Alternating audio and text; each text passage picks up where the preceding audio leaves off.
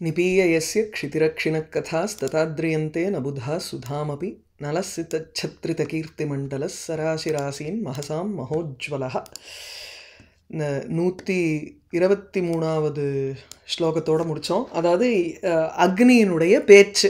அக்னி வந்து சொல்லி பார்க்குறான். இத்தனை நேரம் வந்து இந்திரன் சொல்லியாச்சு. இந்திரன் வந்து இப்போ எப்படியோ கன்வின்ஸ் பண்ண ட்ரை பண்ணுறான் நளனை. அடுத்தது அக்னி வேற மிரட்டி பார்க்குறாரு. இப்போ ந வியஹன்யத கதாபி முதம் யஹ ஸ்வசதாம் உபநயன்னு அபிலாஷா தத்பதே துவத் அபிஷேக கிருதாம்னஹ சத்யஜது அசமதாம் மதம் அத்ய. ஸோ ஒன்றை போய் அந்த இடத்துல அபிலாஷம் மனோரதம் அப்படிங்கிற ஒரு சிம்மாசனத்தில் ஒன்றை உட்காத்தி வச்சுட்டோம். இப்போது அபிலாஷம் எப்போவுமே பூர்த்தி பண்ணவன் வந்து கெட்டுப்போனதாக ஒரு சரித்திரமே கிடையாது. அதனால் நீ இப்போ எங்களுடைய மனோரதத்தை பூர்த்தி பண்ணு அப்படின்னு சொல்லி அக்னி இப்போ நளன்ட்ட இப்போ சொல்லி முடிச்சா. அடுத்தது யமன் பேச போகிறார். அப்ரவீத் அத யமஹா. இப்போ அக்னி வந்து 2 ஸ்லோகத்தில் முடிச்சாரா. இப்போ யமனும் வருணனும் கொஞ்சம் நிறையா. யமன் ஒரு 4 ஸ்லோகம் எடுத்தால் வருணன் இன்னும் ஒரு 5 ஸ்லோகம் எடுக்கிறார். ஸோ அப்ரவீத் அத யமஹா தம் அஹிருஷ்டம் வீரசேன குலதீப தமஸ்துவாம் யத் கிமபி அபிபுபூஷதி தத்கிம் சந்திரவம்ச வசதேஹே சதிருஷம் தே. அத யமஹா தம் அப்ரவீத். தம் அந்த நளனை அஹிருஷ்டம் தம் சந்தோஷமே இல்லை அவனுக்கு. என்னடா இது ஒருத்தர் மாற்றி ஒருத்தர் நம்மளை இப்படி வந்து தூதனாக போகணும்னு நம்மளை வந்து கன்வின்ஸ் பண்ண ட்ரை பண்ணுறாளேன்னு கொஞ்சம் அவனுக்கு வந்து ஸ்ருதி கம்மி ஆயிடுத்து நளனுக்கு. அதனால அஹிருஷ்டம் தம் அப்படிங்கிறார். இங்கே வந்து சந்தோஷம் இல்லாமல் இருக்கக்கூடிய அந்த நளனை பார்த்து யமஹா அப்ரவீத்து யமன் கூறினார். யமன் இப்போ என்ன சொல்கிறார்? வீரசேன குலதீப, வீரசேனனுடைய குலத்திற்கு தீபம் போல தீபமாக இருக்கக்கூடியவனே. அது வந்து இப்போ அங்கே ரூபகாலங்காரம். ஸோ வீரசேன குலதீப, வீரசேன குலத்தையே வழக்கேற்றி வைக்கும் நபரா நீ இருக்க. ஹேள் நளனே யத் கிமபி தமஹா துவாம் அபிபுபூஷதி தத்கிம் சந்திரவம்ச வசதேஹே தே சதிருஷம். ஏதோ ஒரு இருட்டு உன்னை வந்து தாக்குற மாதிரி இருக்குது. சந்திரவம்சத்தில் பிறந்தவனுக்கு இது நல்லதா, இது தகுமா அப்படின்னு கேட்குறார். அது இருட்டுன்னா இந்த இடத்துல வந்து ஒரு அவிவேகம் அஜ்ஞானம்ங்கிறது தமஹாங்கிற பதத்திற்கு. ஸோ தமசப்தத்தை வந்து 2 அர்த்தமாக எடுத்துக்கலாம். அந்தகாரம் போல இருக்கக்கூடிய ஒரு அஜ்ஞானமானது துவாம் உன்னை, ஏதோ ஒரு அஜ்ஞானம் கிமப்பி ஒரு அனிர்வச்சனீயமான தமஹா ஒரு அஜ்ஞானமானது துவாம் அபிபுபூஷதி அபிபவிதும் இச்சதி, உன்னை ஆட்கொள்ளுவதற்கு ஆசைப்படுகிறது அந்த தமஸ். அதை அதிசயோக்தி அந்த இடத்துல தமஹா ஏவ தமஹாங்கிற மாதிரி அபேத அத்தியவசாயம் பண்ணியிருக்கார் அந்த இடத்துல. ஸோ அதனால் அந்தகாரம் போல் இருக்கக்கூடிய ஒரு அஜ்ஞானமானது உன்னை ஆட்கொள்ளுவதற்கு ஆசைப்படுகிறது. அதாவது உன்னை அப்படியே கம்ப்ளீட்டாக கவர் பண்ணுறதுக்கு ஆசைப்படுறது. தது அந்த அந்த தமஹாங்கிறது, இந்த ஒரு இருட்டு அல்லது இந்த ஒரு அஜ்ஞானம்ங்கிறது சந்திரவம்ச வசதேகே, சந்திரவம்சத்தை வந்து இருப்பிடமாக வைத்து கொண்டிருக்கும் உனக்கு தே சதிருஷம் கிம், இது உகந்ததா அப்படின்னு. சந்திரன ஆனால் இதுதான் உகந்ததுங்கிற ஒரு உள்குத்தல் அந்த இடத்துல இருக்கு. எப்படி சொல்கிறேன்? சந்திரனை தான் வந்து இருட்டு வந்து அதை ஆட்கொள்ளுமா இல்லையா? ராகுங்கிற ஒரு தமசு போய் கிரகணம் பண்ணுமா இல்லையா? இந்த இடத்துல தமஹாங்கிறச்சே ராகு எடுத்துப்போம். அப்போ ராகு மாதிரி ஒரு இருட்டு தான் வந்து மெதுவாக இப்போ கிருஷ்ணபக்ஷத்துலேயுமே மொள்ள மொள்ள மொள்ள மொள்ள அந்த தமசு அவனை போட்டு தாக்கி அமாவாசை சம்பூர்ணமாக அவனை விழுங்கிடுறதா இல்லையா? அதை தாண்டி பௌர்ணமி அன்னைக்கும் பூர்ணிமா அன்னைக்கும் உங்களுக்கு வந்து சந்திர கிரகணம் ஏற்படுறது, ராகு வந்து ஆட்கொள்கிறது. அப்போ சந்திரவம்சத்துக்கு தகுமான விஷயத்தை தான் நீ பண்ணுற, உனக்கு அஜ்ஞானம் பூர்ணமாக இருக்குங்கிறதுக்காக எவன் அப்படி ஒரு இதுவாக சொல்கிறார். ஆனால் கேட்கறச்சே எப்படி சொல்கிறார்?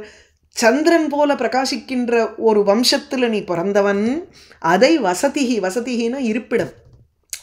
சந்திரவம்ச வசதேகே தவ, சந்திரவம்சத்தை இருப்பிடமாக வைத்து கொண்டிருக்கும் நீ, சந்திரவம்சா ஏவ வசதிகி எஸ்எஸ்ஸா. ஸோ அப்படிப்பட்ட நீ, உனக்கு இது வந்து இந்த மாதிரி ஒரு இருட்டுனால இப்போ அபிபவனம்ங்கிறது தகுமா, சதிருஷமா அப்படின்னு கேட்குற ஃபஸ்ட்டு. ஸோ அப்ரவீத் அத யமஹா, இந்த இடத்துல ரூபகம் அதிசயோக்தி ரெண்டுத்தையும் எடுத்துக்கோங்க. ஏன்னா தமஸ் சப்தங்கிறதுக்கு அந்த ஸ்லேஷையினால் அபேதாத்தியவசாயம் நடக்கும். இது பலதரம் நம்ம வந்து யாதவாபிதயத்தில் பார்த்த ஒரு இது. அது அப்படியே இங்கே எடுத்துக்கோங்க. ஸோ அப்ரவீத் அத யமஸ்தம் அஹிருஷ்டம் வீரசேன குலதீப தமஸ்துவாம் யத்கிமப்யபு அபி புபூஷதி தத்கிம் சந்திரவம்சவசதே சதிருஷம் தே. சரியாக்கா? அடுத்தது ரோஹணா. இப்போ இந்த ஸ்லோகம் இன்னும் ஒரு 2-3 ஸ்லோகம் எடுத்துட்டேன்னா இது அப்புறம் ஒரு 2 ஸ்லோகம் தாண்டி வருதுன்னு நினைக்கிறேன். இந்த 125 அதுக்கப்புறம் 29-30 அந்த 2 ஸ்லோகத்தையும் சேர்த்துக்கோங்க. சரியா? இந்த 3 ஸ்லோகத்தையும் எப்படி பார்க்கணும்னா, ஒரு ஸ்வர்க்கத்தில் இருக்கக்கூடிய ஒரு கொடைவள்ளல், பர்வதம் ஒன்று, பாஷாணம், அதாவது ஸ்வர்க்கம் பூமி, அப்புறம் பூமியில் 2 பேர், அதுக்கப்புறம் பூமி அசுரகுலம். இப்படி அவர் எக்ஸாம்பிள்ஸ் எடுக்கிறார். பூமியிலேயே நிறைய எக்ஸாம்பிள்ஸ் எடுக்கிறார். ஏன்னா இந்த மாதிரி இருக்கிறவாள்லாம் கூட தானம் கொடுக்கறதுலையோ அல்லது ஒரு இன்னொருத்தர் கேட்டு யாச்சகம் பண்ணி வரும் பொழுது அவளுக்கு வேணுங்கிறத பூர்த்தி செய்வதில் ரொம்ப பேர் பெற்றவாளாக இருக்கும் பொழுது ஒன்னால ஏன் இப்படி பண்ண முடியலன்னு கேள்வி கேட்குற மாதிரி அமையிறது. அதில் பூமியில் இருக்கக்கூடியவர்களை பற்றி நிறையா சொல்கிறார் எக்ஸாம்பிளாக. ஏன்னா நலனும் பூமியில் இருக்கிறதுனால ஒரு சொர்க்க பர்சன் இன்னொருத்தர் இப்போ நரகத்தில் இருக்கக்கூடிய ஒரு பர்சன் அப்படின்னு எடுத்துக்கிறார். இதில் கொஞ்சம் டைம் டிஃப்ரென்ஸ் ஆகிறது பார்ப்போம். ஸோ ரோஹணா கிமப்பி யஹா கடினானாம் காமதேனுரப்பி யா பசுரேவ ந ஏனையோஹோ அப்பி விருதா அபவத் அர்த்தி ஹா விதித்சுஹு அசி வத்ஸ கிம் ஏதத் ஏதத் கிம் விதித்சுஹு அசி ஹா வத்ஸ. இப்போ குழந்தை யமன்லாம் பொறுத்த வரையில் இவன் குழந்தை தானே, எல்லாருமே யமனுக்கு குழந்தை தான். ஏன்னா அவரெல்லாம் தேவன். அந்த வருஷ கணக்கு பார்த்தோம்னா காலத்தில் அவள் எட்டர்னலாக கிட்டத்தட்ட கல்ப முடிகிற வரைக்கும் அவள் எட்டர்னலாக தானே இருக்கா. அவள் ஹா வத்ஸ குழந்தை, கிம் ஏதத்து விதித்சுஹு அசி விதாத்தும் இச்சுஹு அசி, என்னத்தை நீ பண்ணணும்னு ஆசைப்படுற, இப்படி பாரு, உனக்கு எக்ஸாம்பிள் கொடுக்குறேன். இருக்கிறதுக்குள்ள கடோர ஹிருதயமாக இருக்கக்கூடியது பர்வதம். நம்ம ஒரு அச்சேதன வஸ்துவாக எடுத்துப்போம். ரோஹணங்கிற ஒரு பர்வதம் இருக்குது. அந்த யஹா ரோஹண பர்வதம், அந்த ரோஹண பர்வதமானது கடினானாம் மத்தியே கிமப்பி கடினா, அப்படி அனிர்வச்சனீயமான ஒரு காഠின்யம் இருக்குது அந்த பர்வதத்திற்கு. ஏன்னா மற்ற பர்வதங்களை காட்டிலும் இந்த ரோஹண பர்வதம்ங்கிறது மிகவும் ஒரு கடினத்துவத்தோடு இருக்கிறது. என்ன காரணத்தினாலனா அதுதான் விதூர மலைன்னு பேர். வைடூரியம் அதிலிருந்து தான் நமக்கு வருது. ஸோ எப்போ போனாலுமே அதை வெட்ட வெட்ட அதனுடைய சுரங்கம் மாதிரி அதில் இருக்கக்கூடிய வைடூரியம் நமக்கு வைடூரியம் வந்துட்டே இருக்கும். அப்படி அந்த ரோஹண பர்வதம்ங்கிறது கடினமாக எந்த இடத்துல உங்களுக்கு மணல்லாம் இல்லாத அது அப்படியே நல்ல இறுக இறுக இறுக தான் உங்களுக்கு பெரிய ஒரு ஜெம்ஸ்டோன் அதில் ஃபார்ம் ஆகும். அது அப்படியே லூஸ் மணல்னால் பண்ணப்பட்ட ஒரு மலையாக இருந்ததோ இல்லை வெறும் கல்லுனால் பண்ணப்பட்ட ஒரு மலை அப்படிலாம் இருந்ததுன்னா அதால் பெரிய வசத்தியான ஒரு ரத்னங்களை கொடுக்குற ஒரு சாமர்த்தியம் கிடையாது. அதுக்கு இன்னும் ஆகணும். அது வைரம் பாஞ்சதுன்னா என்ன சொல்கிறோம், அது இன்னும் ப்ரெஷரில் போய் போய் மேலே மேலே அதுக்கு அமுங்கி அதுக்கப்புறம் தான் உள்ள சுரங்கத்தில் அது ஜெம்மாக மாறணும்னு சொல்கிறோம். அப்போ காഠின்யம் இன்னும் ஜாஸ்தி ஆக ஆக தான் அது அத்தனை ரத்னங்களுக்கு ஒரு சுரங்கமாக அமையிறது. அப்போ இந்த ரோஹண பர்வதத்தில் எப்போ போனாலும் வைதூரியம் கிடைக்கிறதுங்கிறச்சு கடினானாமப்பி மத்தியே கடினமாக இருக்கக்கூடிய அந்த பர்வதங்களுக்கு நடுவில் கிமப்பி ஒரு அனிர்வச்சனீயமான ஒரு காഠின்யம் அதுக்கு இருக்கணுமா இல்லையா? அப்போதானே அது இத்தனை ரத்னங்களை கொடுக்கறதாக இருக்கு. அப்போ இந்த பர்வதம் அச்சேதன வஸ்துக்களில் இருக்கக்கூடிய அந்த ரோஹண பர்வதம் கூட கடினமான ஹிருதயத்தை கொண்டதாக இருந்த பொழுதிலும் அர்த்தி விருதா ந அபவது அனயோகோ அஸ்ய அர்த்தி. அந்த ரோஹண பர்வதஸ்ய அர்த்தி, ரோஹண பர்வதத்திட்ட போய் ஒரு விஷயத்தை கேட்கக்கூடிய ஒருவன் விருதா ந அபவது, அவனுக்கு வீண் போனது கிடையாது. அவன் கேட்டது எப்பவுமே அவனுக்கு கிடைச்சிருக்கு. இது முதல்ல ஒரு பர்வதம். அதே ஒரு பசுவை எடுத்துக்கிறார், காமதேனு, ஸ்வர்க்கத்தில் இருக்கக்கூடிய ஒரு பசுமாடை எடுக்கிறார். ஸோ காமதேனு அப்பி காமதேனு, எந்த ஒரு காமதேனுவானது பசுகு ஏவ, அது வெறும் பசுமாடு தானே, அது பிராணி தானே, மனுஷன் இல்லையே, ஒரு விவேக புத்தியோடு இருக்கக்கூடிய ஒரு மனுஷன் இல்லையேங்கிறதுக்காக சொல்கிறார். காமதேனுலாம் சொர்க்கத்தில் இருக்கக்கூடியது, அதுக்கு வந்து எல்லா விதமான ஃபேக்கல்ட்டிஸும் இருக்குது அதுக்கு. இப்போ ஏன்னா இப்போ காமதேனுனுடைய வம்சத்தில் இருந்தவ தானே நந்தினி. நந்தினியை வந்து சேவை புரிஞ்சு தானே அவனுக்கும் இப்போ இவனுக்கு திலீபனுக்கு வந்து நல்ல ஒரு குழந்தை பிறந்தது. அதனால் அவைகளுக்கும் ஃபேக்கல்ட்டிஸ் இருக்குது. ஆனால் இந்த இடத்துல யமன் எப்படி வந்து வாதாடுறாருங்கிறதுக்கு, நச்சிகேதஸோட வந்து லாஜிக் பேசினவர் யமன், யோசிச்சு பாருங்க. அந்த யமன் இங்கே வந்து லாஜிக் பேசுகிறாருன்னா, அப்போ காமதேனுகும் அப்படி இந்த காமத்தை சுரக்கக்கூடியவள் வேணுங்கிறத நமக்கு வந்து அளவில்லாத கொடுக்கக்கூடிய அந்த காமதேனு கூட பசுதான். ஆனால் பாரு, ஏனையோஹோ அப்படி இந்த ரெண்டுமே ரோஹணஸ்ய காமதேனோஹோச்ச அர்த்தி. அவள்கிட்ட போய் ஒருத்தன் வந்து கேட்டுட்டான்னா விருத்தான அபவத்து, அவள் வந்து வேஸ்ட்டாக போகலையா, அவனுக்கு வேணுங்கிறது கிடச்சுடுத்தே அவனுக்கு. நீ என்ன இப்போ பண்ணுற, உன்னை வந்து கேட்கணும்னு ஆசைப்படுறோம். வெறும் பசுவும் பர்வதமும் வந்து கேட்குறவனுடைய மனோரதத்தை பூர்த்தி பண்ணுறதுக்கு தயாராக இருக்குன்னா, நீ ஒரு மனுஷன், உனக்கு வந்து ஆறறிவு உள்ளவன், நீ என்ன பண்ண துணிஞ்சுட்ட இப்போ, எங்களுக்கு வந்து எங்களை ரெஃப்யூஸ் பண்ணுறியே அப்படின்னு ஆரம்பிக்கிறார் யமன். சரியா? கிம் ஏதது விதித்சுஹு அசி ரோஹணா கிமபி யஹா கடினானாம் காமதேனுரபி யா பசுரேவ நைனயோரபி விருத்தா அபவத் அர்த்தி ஹா விதித்சுரசி வத்ச கிம் ஏதது. இது என்ன புரியுறதா? இதுல ஏதாவது உள்குத்து இருக்கா? ஒன்றும் அப்படி இல்லை. ஜஸ்ட்டு பசுவும் பர்வதமும் வந்து சாட்டிஸ்ஃபை பண்ண முடிஞ்சதுன்னு நீ அதை விட மோசமாக இருக்கியான்னு கேட்குறார். ஒரு அச்சேதன வஸ்துவோடையும் ஒரு பிராணியோடையும் நீ மோசமாக இருக்கே, இப்படி எங்களை வந்து கேட்டவாளை ரெஃப்யூஸ் பண்ணுறியே அப்படின்னு கேட்குற மாதிரி இருக்கு. சரியா? அடுத்தது யாச்சித சிரயதி குவனு தீரஹா பிராணனே க்ஷணமபி பிரதிபூஹு கஹ சம்சதி த்விநயனி திருடநித்ராம் திராங்நிமேஷ மிஷகூர்ணன பூர்ணா. யமனோல்லையோ, அதனால் மரணத்தை பற்றி பேசி ஆகணும் இந்த இடத்துல. அது என்ன கேரண்டிங்கிற. யாச்சிதா குவனு சிரயதி ஹே தீரஹா, இல்லை தீரஹா யாச்சிதா சன்ன ஹே தீர இல்லை. இந்த இடத்துல வந்து தீரஹா ஒரு மனோதைரியத்தோடு இருக்கக்கூடிய ஒருவன், அவனுக்கு வந்து மனசு ஸ்டெட்ஃபாஸ்டாக இருந்ததுன்னா, அவனுக்கு அச்சஞ்சலா புத்திகி இருந்ததுன்னா பிரச்சனை இல்லையே. அப்போ ஒரு தீரனானவன் யாச்சித சன்னு கேட்ட மாத்திரத்தில் இருக்கிறத கொடுக்கணுமா இல்லையா? குவனு சிரயதி, ஏன் நீ இப்படி வந்து லேட்டாக்குற, ஏன் இப்படி விளம்பம் பண்ணுற, டிலே பண்ணுற, நீ நான் இப்போ டயத்தை கழிக்கிற அப்படின்னா. அடுத்தது என்ன? பிராணனே க்ஷணமப்பி பிரதிபூஹு கஹா. பிரதிபூஹுங்கிறச்சு இங்கே வந்து கேரண்டின்னு அர்த்தம், ஷூரிட்டி கேரண்டி சொல்கிற மாதிரி லக்னகஹான்னு அர்த்தம் போடுவா சம்ஸ்கிருதத்தில். பிரதிபூஹுன்னா இதுக்கு வந்து கேரண்டார் கையெழுத்து போடுறது ஒன்று இருக்கும் இல்லையோ, அந்த கேரண்டிங்கிறது தான் பிரதிபூஹுன்னு அர்த்தம். இந்த நான் இப்போ லோன் எடுக்கிறதுக்கு இப்போ என் லேண்டை வந்து கேரண்டியாக வைக்கிறேன்னு சொல்கிறோமோ இல்லையோ, ஷூரிட்டியாக வைக்கிறேன்னு, அந்த ஷூரிட்டிங்கிற வார்த்தைக்கு தான் பிரதிபூஹுன்னு அர்த்தம். இப்போ பிராணனே உயிரோடு இருக்க போகிறதுங்கிற அந்த ஜீவனத்தில் க்ஷணம் அப்படி ஒரு க்ஷணம் கூட கேரண்டி இருக்கா இல்லையா? இல்லையே. என்ன கேரண்டி? அடுத்த க்ஷணம் இப்போ நான் பேசிகிட்டே இருக்கிறச்சு அடுத்த க்ஷணம் போனாலும் போகக்கூடும், தெரியாது. There is no guarantee for life. கேட்ட மாத்திரத்தில் எந்தக்குப்பா டிலே பண்ணுற அப்படின்னு கேட்குறேன். இந்த ரெண்டு கண்கள் இருக்கு பாருங்கோ, த்விநயனிங்கிறது திராக்கு சீக்கிரமாகவே திருட நித்ராம் சம்சதி. இந்த ரெண்டு கண்களினுடைய அடையாளம் என்னன்னா, சீக்கிரமாக உனக்கு திருட நித்ரா மரணம் ஏற்பட்டுடும் அப்படிங்கிறத சொல்கிறதான் தினந்தோறும்.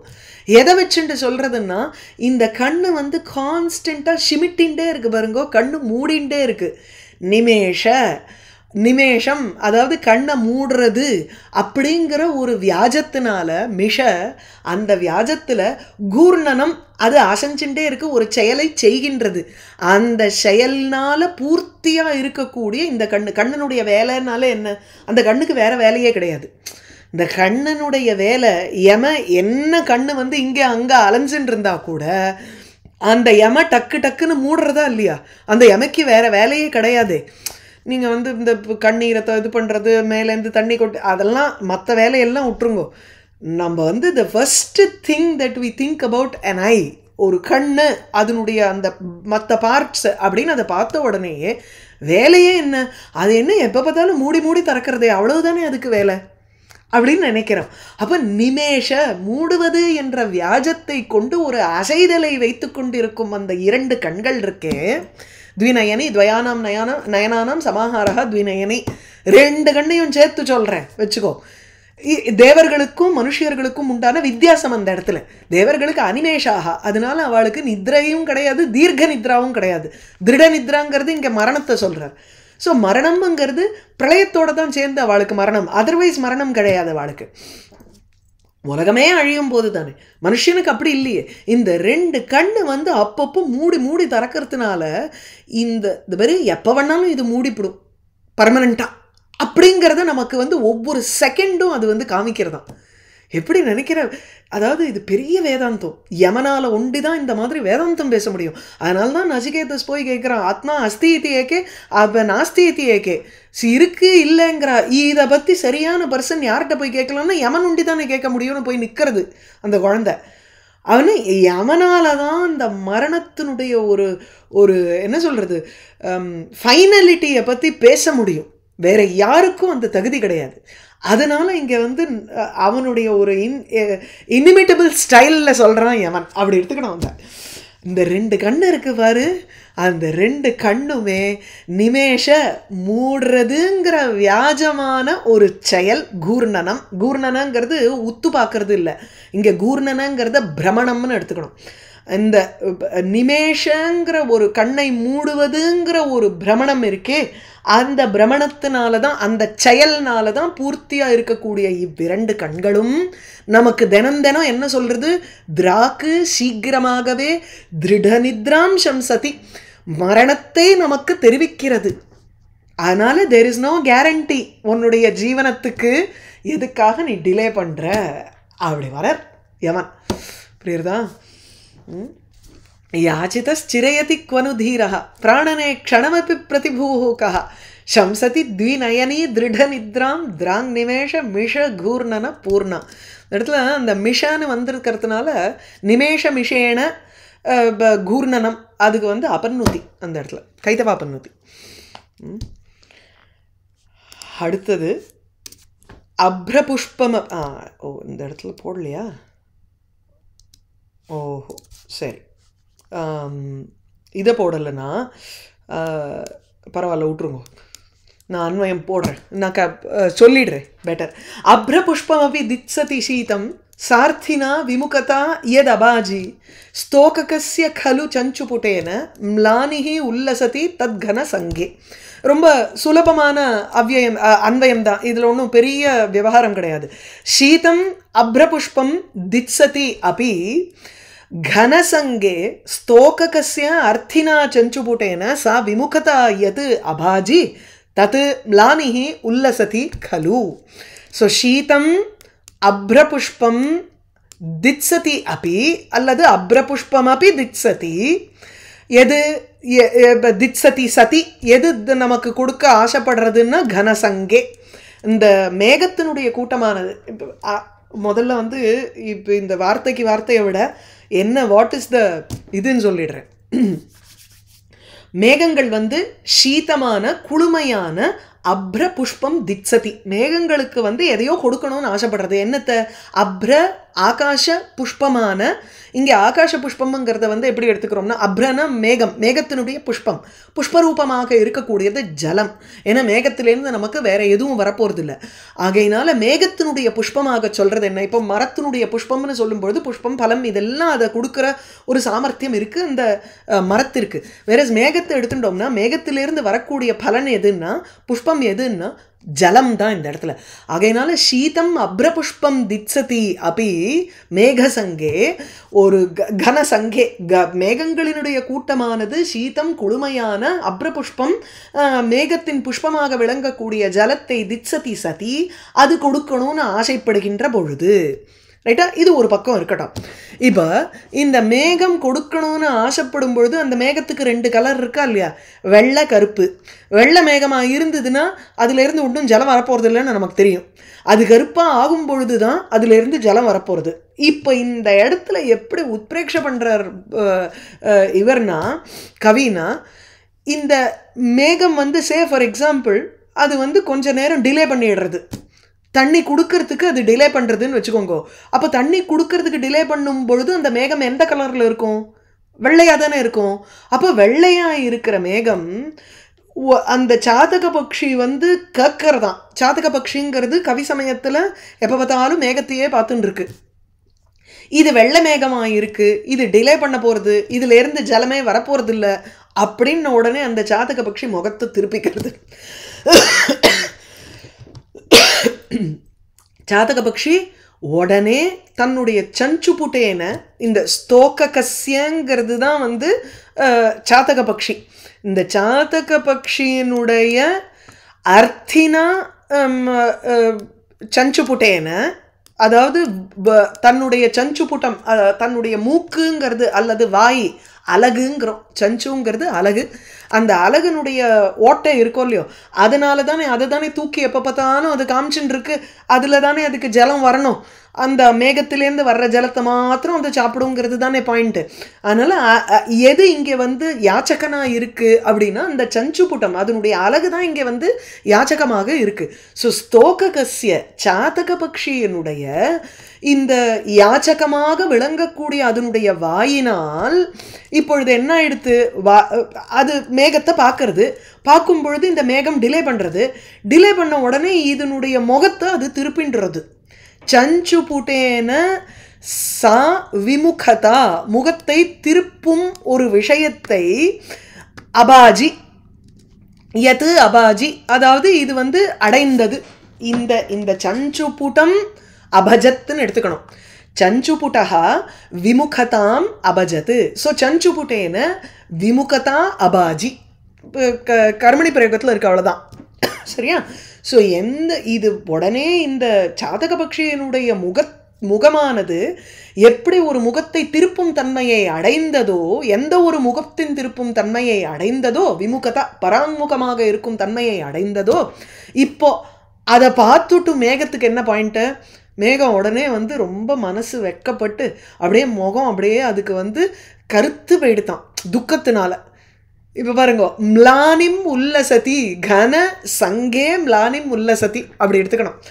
எது விமுகதா அபஜத்து தத்து ம்லானிஹி உல்லசதி ஸ்ம, அந்த விமுகத்தானால எஸ்மாத் காரணாத்து, எந்த ஒரு காரணத்தினால இந்த சாதக பக்ஷி முகத்தை திருப்பிண்டுதோ அந்த காரணத்தினால, தத்து அந்த காரணத்தினால இந்த மேகத்தில் ஒரு ம்லானிஹி ஒரு வாடுதல் என்பது உல்லசதி.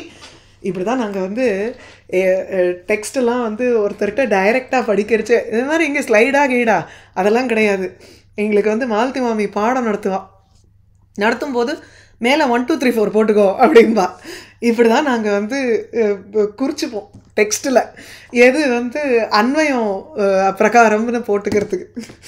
ஞாபகம் வந்துடுது டக்குன்னு. எத்தனை புஸ்தகத்தில் இப்படி சில இடங்கள்லாம் அப்புறம் போக போக நமக்கு வந்து வந்துடும் இல்லையோ, அதனால் ரொம்ப அதெல்லாம் போட்டுக்க மாட்டேன். ஆனால் இந்த மாதிரி சில ஸ்லோகங்கள் வரும்பொழுது நைஷதத்துக்கெல்லாம் எஸ்பெஷலி அங்கே வந்து ஃபுல்லாக 1 2 3 4 போட்டிருக்கோம் அந்த இடத்துல. இல்லைன்னா இந்த இடத்துல கமா போட்டு அப்புறம் இப்படி ஒரு ஆ போட்டுக்கோங்கோ அப்படின்பா. அதாவது அந்த சா அர்த்தினா அப்படின்னு அது பிரிச்சுக்கிறது அப்படின்னு அந்த சந்தி எல்லாமும் எப்படி அதை புக்கில் போட்டுக்கணும் அப்படின்னுட்டு காமிப்பா. அப்போ தான் ஏன் புக்கிலேயே பண்ணிக்கிறோம்னா, நாங்கள் இல்லைன்னா எப்போ பார்த்தாலும் அன்வயத்தையே ரெஃபர் பண்ணிட்டு இருப்போம். அது வந்து சந்தியோடு இருக்கும்பொழுது டெக்ஸ்ட்டில் எப்படிங்கிறதே நமக்கு புரியாது, அப்புறம் டெக்ஸ்ட் படிக்கவே தெரியாது. அதுக்காக அப்படி டெக்ஸ்ட்லேயே பண்ணிக்கிறது அதை ஒரு so that we are familiarized with the original text எப்படி படிக்கணும் அப்படிங்கிறதுக்காகலாம். ஸோ இப்போ டெக்ஸ்ட் வருவோம். அதாவது மேகமானது முதல்ல அது வந்து தண்ணியை கொடுக்கணும்னு ஆசைப்படுறது. சாதக பக்ஷி வெயிட் பண்ணிட்டு இருக்கு. இந்த சாதக பக்ஷி வந்து தன்னுடைய மூக்கை காமிச்சுட்டே இருக்கு. ஆனால் பார்க்கறது இது டிலே பண்ணுறதுன்னுட்டும். ஏன்னா முந்தின ஸ்லோகத்தோடு நம்ம வந்து இங்கே கனெக்ட் பண்ணிக்கணும். ஏன்டா டிலே பண்ணுறேன்னு தானே வந்து யமன் வந்து நலனை கேட்குறார். அதோட கனெக்ட் பண்ணும்போது இப்போ இந்த மேகம் ஒரு சமய விளம்பம் பண்ணித்துன்னா உடனே ஜாதக பக்ஷி முகத்தை திருப்பின்றோம். ஐயோ யாச்சகன் போயிட்டானே அப்படின்னு சொல்லி அதுக்கு வருத்தமாக இருக்கும் அந்த மேகத்துக்கு. உடனே ஒரு ம்லானிகி உல்லசதி, அதில் ஒரு கருத்த தன்மை வந்துடும் முகத்தில். முகம் வாடி போயிடும். அதுக்கு அந்த வாடி போகிறதுனாலே பிரைட்னஸ் இருக்காது, விச் மீன்ஸ் அது கருத்து போயிடுது. அப்படின்னா உடனே கொடுக்கணும்னு அது ஆசைப்படுமா இல்லையா? கருத்த மேகம் எப்பவுமே ஜலம் பூர்ணமாக இருக்கும்.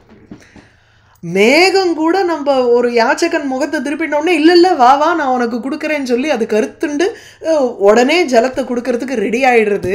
நீ என்ன பண்ணுற அப்படின்னு நலனை கேட்குற மாதிரி இருக்கு. புரியுறதா அது? அப்ர புஷ்பம் அப்படி திட்சதி, இந்த இடத்துல உத்பிரேக்ஷா போட்டுப்போம். ம்லானிஹி உல்லசதி, அந்த ம்லானி ஸ்வரூப உத்பிரேக்ஷா.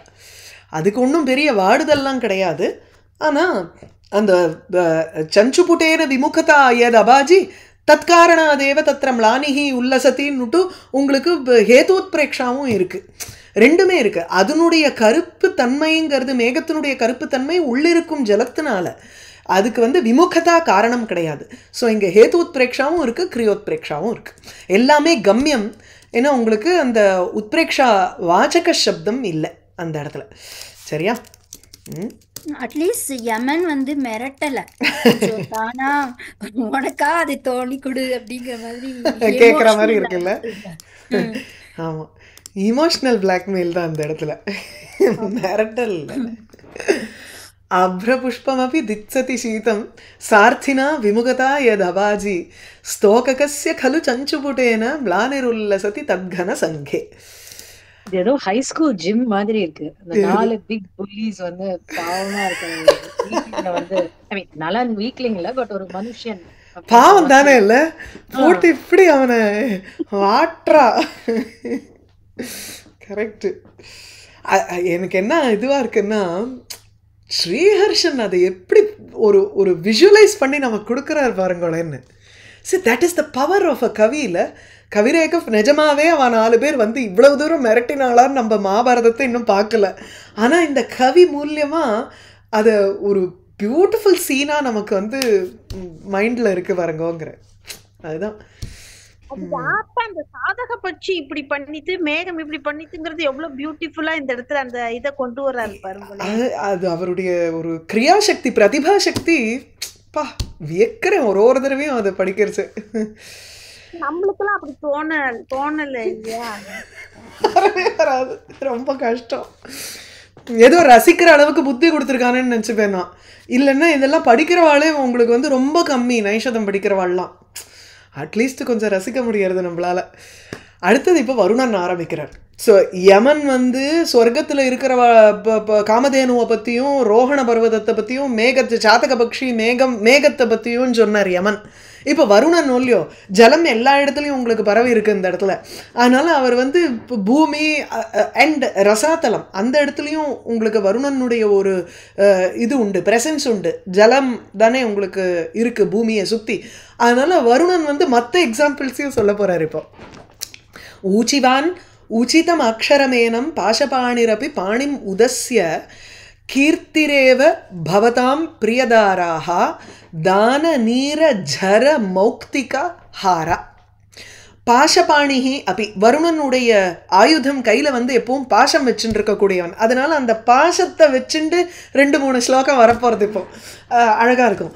பாஷபாணிஹி அப்படி பாணிம் உதஸ்யனா கையை தூக்கிண்டு, அதாவது it is my turn now அப்படிங்கிற மாதிரி வந்து கையை வந்து அப்படி ஆக்ஷேபம் பண்ணிட்டுன்னு அர்த்தம். ஏனம் இந்த நலனை குறித்து உச்சிதம் அக்ஷரம் ஊச்சிவான், உச்சிதமான அக்ஷரத்தை பேசினான். உவாச்ச இத்தியர்த்தா. அந்த இது இல்லையா, கொசுன் பிரத்யம் போடுறச்சே லிட்லக்காரத்துக்காக தானே அது வருது. ஸோ அதனால் ஊச்சிவானுங்கிறச்சு உவாச்ச இத்தியர்த்தா. ஸோ வருணனும் தன்னுடைய பாணிம் முதஸ்ய கையை வந்து தூக்கிண்டு அவனும் இந்த மாதிரி பேச ஆரம்பித்தான். என்ன பேசினான்?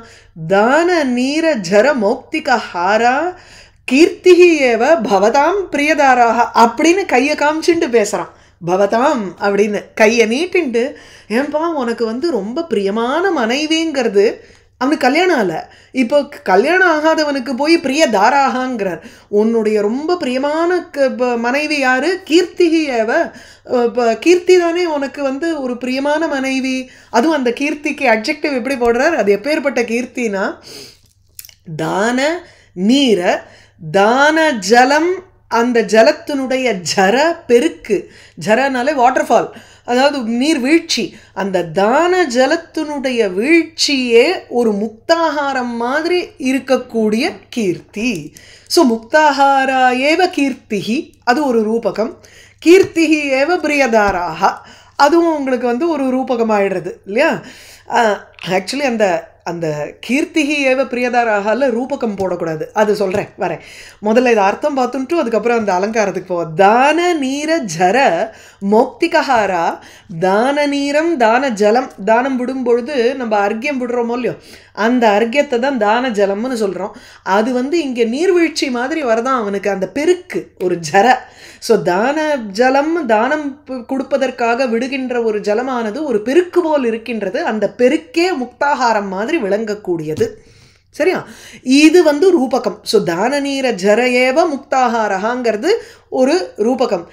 அதை கொண்டிருக்கும், அதை இப்போ மனைவின்னு சொன்னாலே நல்ல மாலை கீழே போட்டுண்டு முத்து மாலையை போட்டுட்டு இருக்கிறவ பெண்ணு, பிடிச்ச பெண்.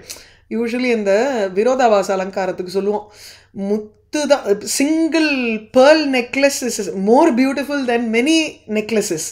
நிறையா வந்து அப்படியே நகை ஸ்டாண்டு மாதிரி போட்டுக்கிறத விட ஒரே ஒரு மாலையை போட்டுட்டோம்னாலே அது பெரிய அழகை கொடுக்கதாக இருக்கும். அப்போ பிரியமாக ஆயிடுவோம். அந்த பிரியை தான் அந்த பாயிண்ட்டை அதுக்காக சொல்கிறேன்.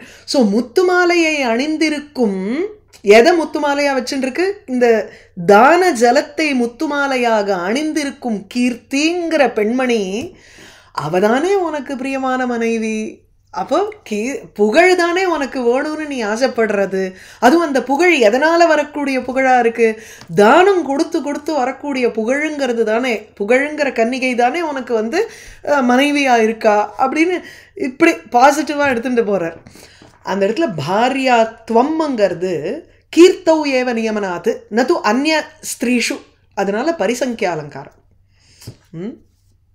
பரிசங்கியாங்கிறது என்ன, மலினம் குலதீபேஷு இல்லை தீபேஷு நது சாரித்ரே அப்படிங்கிற மாதிரி ஏதோ ஒரு எக்ஸாம்பிள் வரும். ஸ்னேகக்ஷயா, கரெக்ட். ஸ்னேகக்ஷய பிரதீபேஷு வேற ஏதோ ஒரு மத்த இடங்கள் மனசுல இல்ல அப்படின்ற மாதிரி, அந்த பெண் மனசுல இல்ல, நது ஜன மனசு ஆர் நது அங்கனா மனசு, அந்த மாதிரி ஏதோ ஒரு. ஆமா, கரெக்ட் கரெக்ட். ஆமா, அவளுடைய மனசுல ஸ்னேகக்ஷயம் இல்ல, தீபத்துல மாத்திரம் தான் இருக்கு அப்படின்னு. ஸோ இந்த இடத்துலயும் வந்து கீர்த்திகி ஏவ பிரியதாராக நது அந்நிய ஸ்திரீயாங்கிற மாதிரி எடுத்துட்டுருணும். ஸோ அது பரிசங்கியா அலங்காரம். ஊச்சிவான் உச்சிதம் அக்ஷரம், இது வந்து உச்சிதமான அக்ஷரம். எதுக்காக பிரியதாராக எடுக்கிற, நீயோ தமயந்தியை வந்து மனைவியாக அடையணும்னு ஆசைப்படுறியே, ஆனால் உனக்கு விருப்பமான மனைவி வந்து புகழ்தானே அப்படின்னு அவர் வந்து இது பண்ணி பார்க்குறார் அவனை. ஸோ ஊச்சிவான் உச்சிதம் அக்ஷரமேனம் பாசபாணிரப்பி பாணிமுதஸ்ய கீர்த்திரேவ பவதாம் பிரியதாராக தான நீர ஜர மோக்திகாரா. அழகாக இருக்குது இந்த ஸ்லோகம். சர்ம வர்ம கில எஸ்யன பேத்யம் यस्य वज्रमयम अस्ति च तौ चेत स्थायिनौ इहन कर्णदधीची तन्न धर्मम அவதீரய தீர. ஹே தீர, தர்மத்தை நீ வந்து உற்றுறாத, மா அவதீரய, அந்த தர்மத்தை வந்து ஒரு அவமதிக்காத, அதை வந்து பொருட்படுத்தாமல் இருக்காத, அதை தர்மத்தை நிலைநாட்டி வச்சுக்கணும். ஏன்னா ரெண்டு பேர் எக்ஸாம்பிளில், பூமியில் இருக்கக்கூடிய ரெண்டு பேர் எக்ஸாம்பிள் சொல்கிறார். கர்ண ததீச்சி, இதுதான் வந்து இந்த டைம் லேப்ஸ்ன்னு. கர்ணன் வந்து துவாபர யுகத்தில் அப்புறம் வரப்போகிறான், நளன் வந்து முன்னாடியே வந்தாச்சு. எப்படி அது ஒட்டி வரும், இதை வந்து கல்பபேதத்தில் வச்சுக்கணும். அதாவது வருணன் மாதிரி இருக்கிறவாள்லாம் வந்து பல கல்பங்கள் விட்னஸ் பண்ணியிருக்கிறதுனால ஏற்கனவே வந்து கர்ணனுடைய சரித்திரம் தெரியுங்கிறது ஒன்று, அதனால சொல்கிறார். இன்னொன்று கவியனுடைய ஒரு உக்திங்கிறதுனால இது வந்து கவி நிபத்த வக்திர பிரௌடோக்தினால உங்களுக்கு என்ன ஆயிடுறதுன்னா, கவியினுடைய ஒரு ஸ்டாண்ட் பாயிண்டில் அவருக்கு கர்ணனுங்கிறதும் தெரியுமோ இல்லையோ, அதனால அதை வச்சுட்டு சொல்கிறாருன்னு எடுத்துக்கலாம். இல்லைன்னா அந்த டைம் சரியாக வரல. சரியா, கல்பபேதம் தான் வந்து சொல்லும்போது சாவித்ரி கதையும் அதுவும் அதே மாதிரியா? புரியல, சாவித்ரி கதை எதுக்கு? யமன் வந்து சாவித்ரி நச்சிகேதஸ் மாதிரியே சாவித்ரியோடையும் அதே மாதிரி சம்பாஷணம் நடக்குமோனும். சாவித்திரி சரி. சத்தியம் பண்றதுலயோ ஆமா. அப்பயும் இந்த மாதிரி இப்ப சொன்ன மாதிரி கல்ப பேதம் அந்த மாதிரி ஏதாவது வச்சுக்கணும். எக்ஸாம்பிள்ஸ் இருந்ததுன்னா அந்த மாதிரி எதையாவது சொன்னார்னா தென் எஸ் நமக்கு அப்படிதான் வச்சுக்கணும் அதை. ஏன்னா இப்போ ராமாவதாரம் கிருஷ்ணாவதாரம்லாம் எடுக்கும் பொழுது எல்லாமே ஒரே ஒரு ஒரு சதுர்யுகத்தில் எல்லாமே வந்ததுங்கிறது கிடையாது. இப்போ ஆமா. சதுர்யுகங்கள் இருக்கு இல்லையா, சதுர்யுகம் கரைச்சி இப்போ அது என்ன கிருத்தயுகம், திரேதாயுகம், துவாபர யுகம், கலியுகம், இது 4 முடிஞ்ச உடனே இன்னொரு சதுர்யுகம் ஏற்படும். இந்த மாதிரி 71 சதுர்யுகம் வந்து ஒரு மன்வந்தரம்ங்கிறோம். அதில் வந்து எல்லா சதுர்யுகத்திலையும் உங்களுக்கு ராமாவதாரம் நடக்காது, எல்லா சதுர்யுகத்திலையும் கிருஷ்ணாவதாரம் நடக்காது. ஸோ 23வது சதுர்யுகத்தில் ராமாவதாரம், 27வது சதுர்யுகத்தில் கிருஷ்ணாவதாரம், or vice versa, something like that தான் நடக்கும் உங்களுக்கு. எல்லாத்துலேயுமே எல்லாமே நடக்காது. இது வந்து தேவி பாகவதத்தில் உங்களுக்கு வருது இந்த முதல்லையே. ஸோ ஒவ்வொரு சதுர்யுகத்தில் நடக்கிறதுனால இதனுடைய விட்னஸாக இருக்கிறவா யாரு? தேவர்கள் தானே. அப்போ தேவர்களுக்கு வந்து எல்லா சதுர்யுகத்திலையும் நடக்கக்கூடிய விஷயங்கள் தெரியும் அவளுக்கு. இந்த சதுர்யுகத்தில் கர்ணன் வந்திருப்பான், அதுக்கு அடுத்த சதுர்யுகத்தில் இப்போ நளனுடைய பேச்சு இருக்கும், நளன் முந்தின சதுர்யுகத்தில் இருந்திருக்க மாட்டானா இருக்கும். அதனால நளனுக்கு எடுத்து சொல்றாரு. ரொம்ப தெளிவா இருக்கு. அந்த இதுல அழகா வியூவே வந்து ரொம்ப பெருசா இருக்கு நீங்க சொல்ற மாதிரி. சோ அவளுக்கு அந்த பௌர்வா பரியம்னா ரொம்ப யோசிக்க மாட்டாள். ஆமா, ஏன்னா அவளை பொறுத்த வரையில் ஒரு வருஷங்கிறது ஒரு அரை நாள் இல்லையா, ஒரு நாள் இல்லையா. அதனால எத்தனையோ காலங்கள் போயிடுறது அந்த இடத்துல. ஸோ தேவி பாகவதத்தில் ரொம்ப அழகாக இருக்கும், எந்தெந்த சதுர்யுகத்தில் யார் யாருனுடைய அவதாரங்கள் ஏற்படுறதுன்னுட்டு அந்த ஒரு மன்வந்தரத்தில். அதுதான் இப்போ இந்த வராக அவதாரமுமே ஸ்வேதவராக கல்பம்னு சொல்லும் பொழுதே அந்த ஸ்வேதவராக அவதாரம் முதல்ல ஏற்பட்டதுங்கிறதுனால அதை வச்சுட்டு அந்த கல்பத்தை சொல்கிறோம். ஸோ கல்பபேதங்கள் எத்தனை இருக்குது அந்த இடத்துல இல்லையா. ஸோ எனக்கே அது ரொம்ப நாளைக்கு புரியல. இந்த புராணங்கள் படிக்க படிக்க தான் அந்த அந்த ஒரு மேக்ரோ லெவலே நமக்கு புரியறது, அந்த எக்ஸ்பான்ஸே புரியறது, இல்லைன்னா புரியாது. அதுல இந்த கர்ணததீச்சி வந்து ஒன்னும் ஒரு பெரிய விஷயமே இல்ல. எக்ஸாக்ட்லி, இட் இஸ் ஜஸ்ட் இதுதானே ஒரு சின்ன லைஃப் தான், ஒரு கொசுனுடைய லைஃப் கூட சொல்லணும்ன்ற அவசியம் இல்ல இங்க அந்த மாதிரிலாம். எது இந்த அல்ப அச்சு இருக்கிறது வந்து முதல்ல வரணும் அப்படின்லாம் கூட இந்த இடத்துல சொல்லணும், அவ்வளவு தூரம் கூட போக வேண்டாம் இல்லையா. எப்படி எதுக்கு அல்பாச்சு அப்படி வேண்டாம் இல்ல, அதனால கூட இல்லையே. கர்ணங்கிற பாயிண்டே உங்களுக்கு வந்து அவன் அப்புறம் வந்தவன் தானே, அதுதானே இங்க நமக்கு. அது அவன் முதல்ல வந்தான். நான் எதுக்கு கர்ணன் டைம் சொன்னேன்னா, கர்ணன் வந்து நளனுக்கு அப்புறம் வந்தவன். நளனுக்கு அப்புறம் வந்தவங்கிறச்சே கர்ணனை பத்தி நளன்ட்ட சொல்லி நளனுக்கு எப்படி தெரிய போறது அது. அந்த பாயிண்ட்டுக்காக நான் யோசிச்சேன். ததீச்சி வந்து அபியர்ஹிதம் பூர்வம்னால முன்னாடி வரணும் கர்ணனை விட, அதுவும் ரைட்டு தான் நம்ம இதுபடி. பட் இங்கே வந்து அல்பாச் முன்னாடி வந்து விடுறது. ஐ திங்க் அல்பாச் டேக்ஸ் ப்ரிஃபரன்ஸ் டு அபியர்ஹிதம் இல்லை. நம்பர்ஸ் பார்த்தா தான் தெரியும். That's okay. சரி, கர்ணனுடைய பாயிண்ட் என்ன இங்கே? எஸ்ய சர்ம ந பேத்யம் வர்ம, யாருடைய சர்ம யாருடைய தோல் வந்து ந பேத்யம் அபேத்தியமாக, அதாவது அறுக்க முடியாத ஒரு கவச்சமாகவே எவனுடைய தோலானது இருந்ததோ ஆசீத். எஸ்ய சர்ம யாருடைய தோலானது, அந்த மேல் ஸ்கின் இருக்கே அந்த ஸ்கின் ஆனது ந பேத்யம் வர்ம ஆசீத், அறுக்க முடியாத ஒரு கவச்சமாக இருந்ததோ அந்த கவச்சத்தையும் அவன் அறுத்து கொடுத்தான். அதுதான் பாயிண்ட். அடுத்தது எஸ்ய அஸ்தீச்ச வஜ்ரமயம் கில, யாருடைய ஒரு போன், அந்த போன ஒரு 2 கிளாஸ் முன்னாடி சொன்னேன், யாருடைய அந்த ஸ்பைனல் போன் இருக்கே, ஸ்பைன் இருக்கே, அந்த எலும்பு கூட வஜ்ரமயமாக இருந்ததோ, ஒரு நல்ல ஒரு வஜ்ராயுதம் போல அப்படியே வைரம் வாய்ந்த உடம்பாக இருந்ததோ, அதை கூட அவர் வந்து எடுத்து கொடுத்துருக்கார்.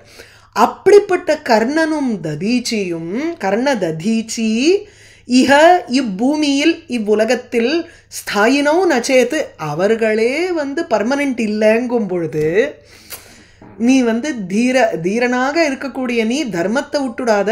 ஏன்னா தர்மம்தான் உன்னை வந்து நிலைத்து வைக்க போகிறது.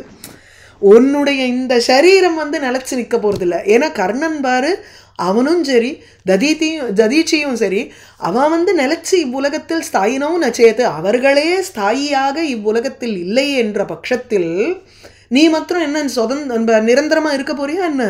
இருக்க போகிறது இல்லை. அப்போ நிரந்தரமாக இருக்கக்கூடியது எது? நீ பண்ணக்கூடிய தர்மம். அதுதான் உன்னை வந்து காப்பாற்ற போகிறது, அதுதான் உனக்கு கீர்த்தியை கொடுக்க போகிறது. இந்த கர்ணனுக்கும் ததீச்சிக்கும் வந்து எது வசத்தியாக இருந்தது? தானம் கொடுப்பதும் அதனால் ஏற்படுகின்ற கீர்த்தியும் தான் அவளுக்கு வந்து வசத்தியாக தோணித்து. அதிலேருந்து வரக்கூடிய அஃப்கோர்ஸ் தர்மமான அபூர்வமான ஒரு புண்ணிய பலனையும் வந்து வசத்தியாக நினச்சா. ஆகையினால அதை நீ விட்டுடாத அப்படின்னு நினைவுபடுத்துகிறார் வருணன். புரியுறதா? ஸோ தர்மம் ந அவதீரைய, அதை வந்து குறைச்சி எடை போடாத தர்மத்தை. ஸோ சர்ம வர்ம கில எஸ்ய ந பேத்யம் எஸ்ய வஜ்ரமயம் அஸ்திச்ச தௌச்சேத் ஸ்தாயினோ இஹ ந கர்ண ததீச்சோ, அந்த தௌ இஹ ந ஸ்தாயினோ அப்படி அன்வயம். ஸோ அவர்கள் இரண்டு பேருமே இங்கே வந்து ஸ்தாயியாக இல்லையே எனில் தன்னை தர்மம் அவதீரைய தீர, அதனால் தர்மத்தை நீ வந்து குறைச்சி எடை போட்டுறாத. சரியா? அத்யாவதபி ஏன நிபத்தோ ந பிரபு விசலித்தும் பலி விந்தியோ ஆஸ்ருதா விததத்தா குணபாசா துவாத்ருஷேன விதுஷா துரபாசா. அடுத்தது வந்து பூமியிலேருந்து ஒரு எக்ஸாம்பிள், அது வந்து பர்வதத்தை சொல்லி அசுரகுலத்திலேருந்து ஒரு எக்ஸாம்பிளை சொல்கிறார். அங்கேயும் யமன் சொல்லும் பொழுது ரோஹண பர்வதத்தையும் காமதேனுவையும் எடுத்தார். இங்கே விந்தியமலையையும் பலியையும் எடுக்கிறார். ஒரு என்னமோ ஒரு காமனாலிட்டி வர மாதிரி, ஒரு சிமெட்ரி இருக்கிற மாதிரி இருக்கு இந்த இடத்துல. அத்யாவதபி இன்னி வரையில் இந்த பலியும் சரி, பலி சக்கரவர்த்தியும் சரி, விந்திய பர்வதமும் சரி, அவரவர் கொடுத்த ப்ராமிஸுக்கு கட்டுப்பட்டு அப்படியே நின்றுருக்கா. ஆகையினால ஒன்ன மாதிரி இருக்கக்கூடிய ஒரு புத்திசாலி பர்சன், வித்வானானவன், இத்தனை வந்து நித்தியானித்திய வஸ்து விவேகம் தெரிஞ்சவன், ஒன்னால் அந்த அந்த சத்தியம்ங்கிற சத்திய பிரதிஜாங்கிற ஒரு பாசத்தை உன்னால் ஈஸியாக அறுத்தெரிஞ்சிட முடியாது. பாசத்தை பற்றி சொல்லுவார்னே, அதுதான் இந்த ஸ்லோகத்தில். ஸோ ஏன எந்த ஒரு அவிததா எப்படி அவர் இதெல்லாம் வந்து தோஷம்னு தள்ளிவிடுவார் காவிய பிரகாஷகாரர். 2 தகாரம் 3 தகாரம்லாம் வரிசையாக வரக்கூடாதுன்னுட்டு அந்த ஸ்ருதி தோஷம் ஸ்ருதி துஷ்டம்ல போட்டுருவார் அதை. அதெல்லாம் மகாகவி இல்லையோ போனால் போகிறது. ஸோ அவிததா விதத்தம் அப்படின்னாலே ததம்னா சத்தியம், விதத்தம்னா பொய் மித்யா, அவிதத்தம்னாலே திருப்பியும் சத்தியம். ஸோ சத்திய பிரதிஜைன்னு எடுத்துக்கணும். அதனால் அந்த சத்தியம்ங்கிற ஒரு குணம், பாசம் கயிறு இருக்கே, அந்த குணங்கள்னால ஆன ஒரு பாச கயிறை விதுஷா அப்படி கயிறானது விதுஷா ஒன்றை போல இருக்கக்கூடிய ஒரு வித்வான்னால கூட அதை துரபாசகா அபாசியத்தேன விளக்கப்படுகிறது. துரபாசகான வெரி டிஃபிகல்ட் டு ரிமூவ். அதை வந்து தள்ளுறதுங்கிறது ரொம்ப கஷ்டம். இந்த ஏனங்கிறதுக்கு எதை எடுத்துக்கணும்னா இந்த குணபாசத்தை எடுத்துக்கணும். ஸோ எந்த ஒரு சத்திய பிரதிஜாங்கிற ஒரு பந்தத்தினால நிபத்தோ கட்டுப்பட்டவர்களான பலி விந்தியோ, பலி சக்கரவர்த்தியும் விந்திய பர்வதமும் அத்யாவது இன்னி வரையில் விசலித்தும் அப்படி அசைவதற்கு கூட ந பிரபு சாமர்த்தியம் உடையவர்களாக இல்லை, பிரபுக்கள் அல்ல.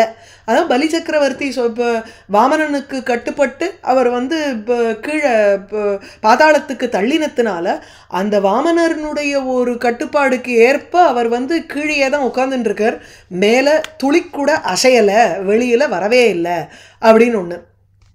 அடுத்தது அந்த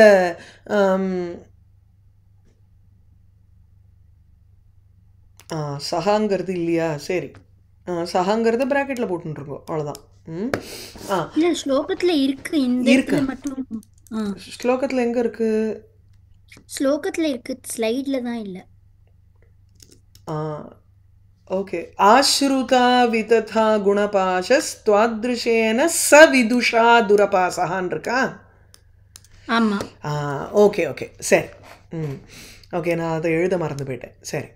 ஸோ இப்போ பலி சக்கரவர்த்தி வந்து வாமனனுடைய ஒரு இதுக்கு ஏற்ப கீழே இருக்கார், பாதாளத்திலேயே உட்காந்துட்டு இருக்கார். விந்தியமலையும் விந்திய பர்வதமும் அகஸ்தியர் வந்து நான் திரும்பி வர வரைக்கும் நீ வந்து உயரக்கூடாது, ஏன்னா விந்தியமலை தான் வந்து இப்போ இமாச்சலத்தோட போட்டி போட்டுண்டு தானும் வந்து இமாச்சலத்தை விட ஜாஸ்தியாக உயரமாக இருக்கணும்னு சொன்னதுனால வளர்ந்துட்டே இருந்தது. அவரை அடக்கணுங்கிறதுக்காக அகஸ்தியர் என்ன பண்ணார், தட்சிண தேசத்துக்கு நோக்கி கிளம்புறார்.